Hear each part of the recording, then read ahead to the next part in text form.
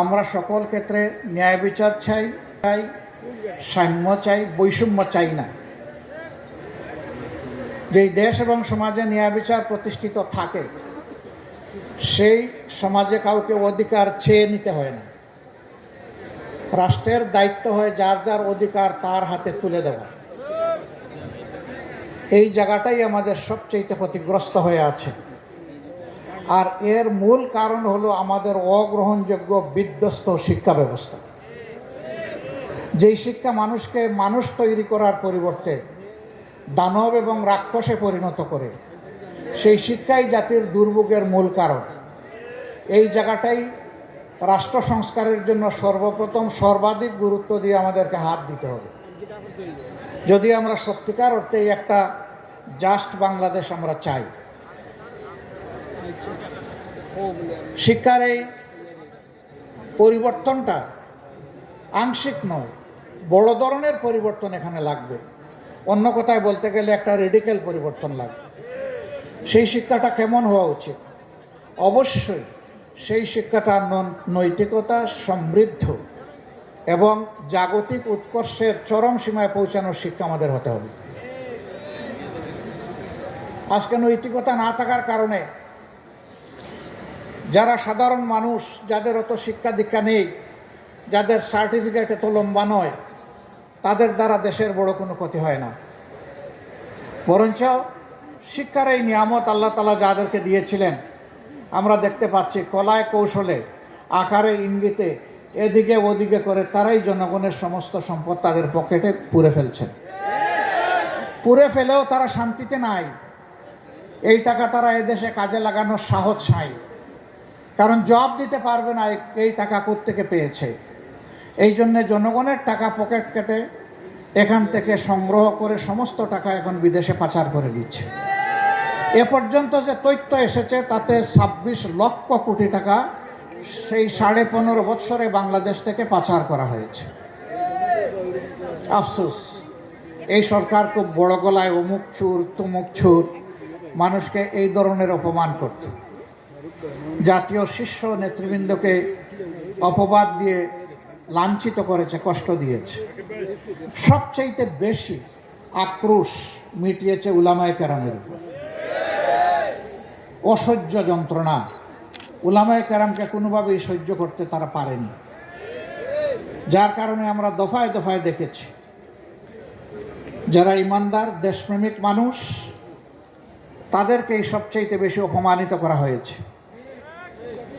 হাজার হাজার উলামায়ে কেরামকে মিথ্যা মামলা দিয়ে জেলে নিয়ে লাঞ্ছিত করা হয়েছে। কোরআনের পাকি হাফিজ অনেক এতিমকে নির্বিচারে গুলি করে হত্যা করা হয়েছে। বাপখানা এমন ছিল যে এরা কোনো মানুষও নয় এবং সাধারণ প্রাণীর পর্যায়ে পড়ে না, তারা বোধহয় আরও উপেক্ষিত কোনো কিছু। শাপলা চত্বরের ঘটনা এই দেশবাসী কখনো ভুলেনি এবং ভুলবে না। এটাকে নিয়ে কত উপহাস করা হয়েছে। প্রধানমন্ত্রীর দায়িত্বপূর্ণ চেয়ারে বসে তিনি বলতে পেরেছেন যে সেখানে রক্ত ঝরেনি, সেখানে হেফাজতের লোকেরা রং ছিটিয়ে দিয়েছিল। ধিক্কার জানাই। আপনি মানুষ হলে এমন কথা মুখে আনতে পারতেন না। আরেকজন পুষ্যমন্ত্রী তিনি বলেছেন এই ছাত্রদের আন্দোলনের যখন ক্লাইম্যাক্সের দিকে যাচ্ছিল যে সাবধান করে দিচ্ছি, বাড়াবাড়ি করবা না, যদি বাড়াবাড়ি করো তাহলে 5 মে যেটা হয়েছিল শাপলা চত্বরে রাত 12টার পরে সব কিছু সাফ করে দেওয়া হয়েছিল। এই কথার মাধ্যমে তিনি আত্মস্বীকৃত খুনি হিসাবে তার দলকে দুনিয়ার সামনে প্রেজেন্ট করেছেন। এদের খুনের ইতিহাস নতুন নয়। আমরা শ্রদ্ধা জানাই 47-এ যারা লড়াই করেছেন, 71-এ যারা লড়াই করেছেন, 24-এ যারা লড়াই করেছেন। 47-এর কারণে যে ভূখণ্ড তৈরি হয়েছিল আজকে তাই বাংলাদেশ। সেই ভূখণ্ড তৈরির জন্য যারা তাদের সমস্ত মেধা যোগ্যতা নিয়োজিত করেছিলেন তারা পরবর্তী পর্যায়ে বিভিন্ন দলে তারা বিভক্ত হয়েছিলেন। কিন্তু জাতিকে দেওয়া অঙ্গীকার তারা পূরণ করেননি। 23 বছরের বৈষম্যের বিস্ফোরণ ঘটেছিল 71 সালে। আবার 71 সালে জাতির অধিকার, ভোটের অধিকার স্বীকার না করার কারণে, ভোটকে মূল্যায়িত না করার কারণে অনিবার্য হয়েছিল মুক্তিযুদ্ধ। আবার মুক্তিযুদ্ধের মধ্য দিয়ে যে কমিটমেন্ট, অঙ্গীকার জাতিকে দেওয়া হয়েছিল তা করা হলো লঙ্ঘন। সোনার বাংলা বানাতে গিয়ে দেশকে বানানো হলো শ্মশান বাংলা।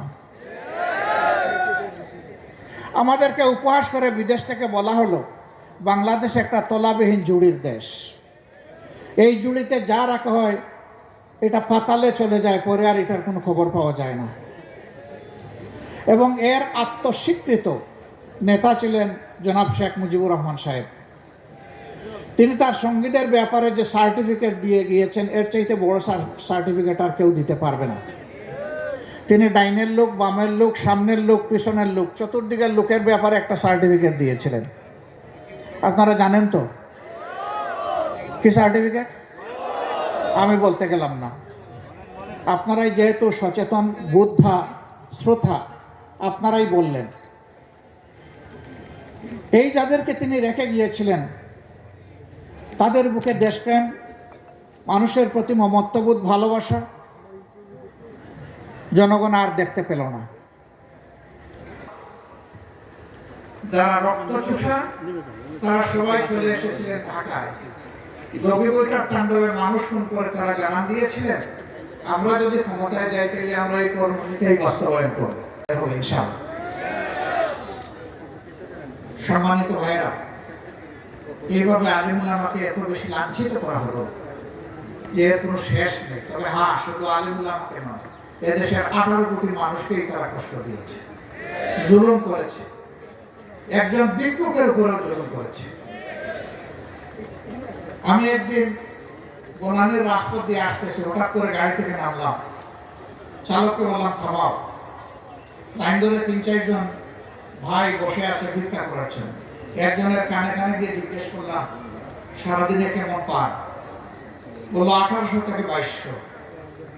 বলেছি খুতবা দাঁড়িয়েছেন একজন খতিব, তিনি খুতবা দেবেন, একজন উচ্ছৃঙ্খল সন্ত্রাসী মুসল্লির বেশে সেখানে ঢুকেছে, ফুস করে উঠে খতিবের হাত থেকে মাইক কেড়ে নিয়ে গেছে। এই ঘটনা বাংলাদেশে ঘটে নাই?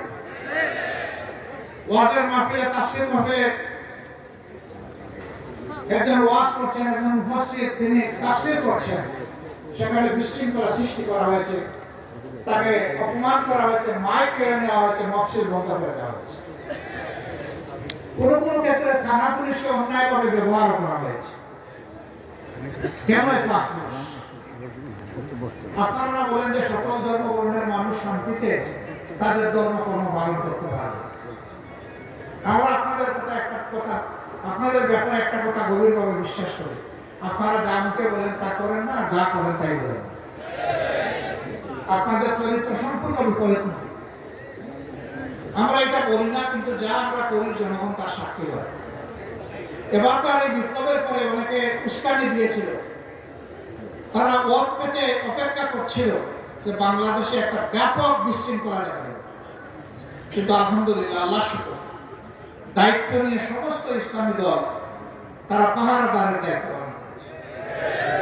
এখানে আলিয়া কওমি ছিল না, জামাত হেফাজত ছিল না, আমরা সবাই একাকার হয়ে গিয়েছিলাম।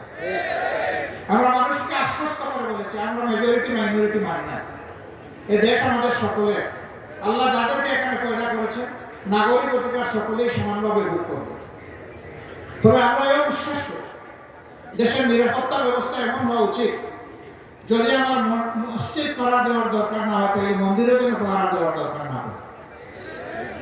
যে যার ধর্ম কর্ম করবে, এখানে আমরা কারোর উপর জোর করবো না। তবে আমরা মানুষকে আল্লাহর বাণী শোনাতেই থাকবো, ওইটা থেকে আমরা বিরত হবো না। এ দাওয়াত আমাদের চলবে, কেউ পছন্দ করুক অথবা না করুক। সম্মানিত ভাইয়েরা, এখন একটা আকাঙ্ক্ষার নতুন বাংলাদেশ চাই, যেটা আমাদের সন্তানেরা, যুবকরা চেয়েছে। আমি গভীর শ্রদ্ধা নিবেদন করি তাদের প্রতি। 15.5 বছর তিলে তিলে যন্ত্রণা সহ্য করে আমরা বহু আন্দোলন করেছি, কিন্তু এই আন্দোলনের পরিসমাপ্তি আমরা থাকতে পারি না। আমাদের সন্তানদের হাতে পরিসমাপ্তি হয়েছে। তাদেরকে ভালোবাসা জানাই, শ্রদ্ধা জানাই, সেলিউট জানাই। আমরা তাদের জন্য গর্বিত, কারণ আমরা তাদের গার্জিয়ান, আমরা তাদের পিতামাতা। এমন সন্তান আল্লাহ তাআলা এই জাতির মধ্যে আরো বেশি বেশি করে পয়দা করুন, তাই দোয়া করি। এবং আগামীর বাংলাদেশের চালিকা শক্তিটা তাদের হাতে তুলে দিয়ে আমরা তাদেরকে পিছন দিক থেকে সহযোগিতা করতে চাই, দোয়া করতে চাই। তারা এই দেশকে সামনে এগিয়ে নিবে ইনশাআল্লাহ। আমরা সেই বাংলাদেশের অপেক্ষায় আছি